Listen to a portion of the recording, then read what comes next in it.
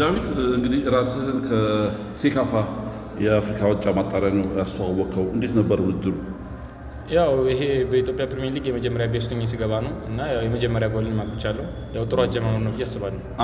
የሴካፋ ውድድሩ ነው አንተን ከብዙ ከኢትዮጵያውያን ጋር ያስተዋወቀና እሱ ውድድር እንዴት ነበር? ያው የሴካፋ ውድድር አሪፍ ነው። ያው ሀሳባችን አሳክተናል። ያው ትንሽ ፈተና ቢኖረውም ሀሳባችን አሳክተናል። የሊጉ የመጀመሪያ ጎል ነው። በሊጉ የመጀመሪያ ቋሚ ተሰላፊ ሆነን የጀመርከው ጎል ማስቆጠር እንዴት ነበር? ስሜቱን ግለጽልኝ። ያው ለመጀመሪያ ነው ኢትዮጵያ ፕሪሚየር ሊግ ጎል ያገባሁት። ያው በጣም ደስ ብሎኛል። ጓደኞቼም ታገባለህ እያሉኝ ነበር። ያው ስላገባሁም ደስ ብሎኛል በጣም። ይሄ ጎል ለነገ በሊጉ ውስጥ ራስን በበለጠ ለማስተዋወቅና ለማሳየት ጥሩ አጋጣሚ ነው ብዬ አስባለሁ እና በስነ ልቦናውም በጨዋታ ውስጥ የሚሰጥ ጠቀሜታ አለው። ያው ብዙ ጠቃሚ ደስ ይላል። ያው ማለት ያለው ነገር ነባራዊ ሁኔታ ምናምን ያው ይሄን ያልኛም እንደምናስበው አይደለም፣ ቀላል ነው። ያው አሪፍ ነው ብዬ አስባለሁ ነባራዊ ሁኔታ።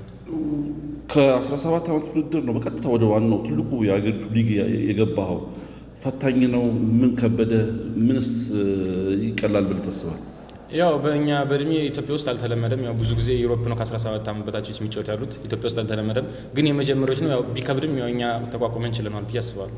ሞሮኮ የአፍሪካ ዋንጫ ውድድር ይጠብቀናል። እዛ ራስህ በትልቅ ደረጃ ለማሳየት ምን ታስባለህ?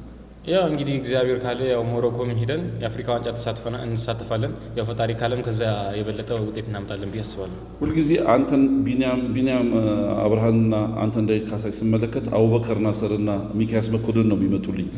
ተመሳሳይ ነው እድገታችሁ። ይህን ታስባላችሁ እናንተ?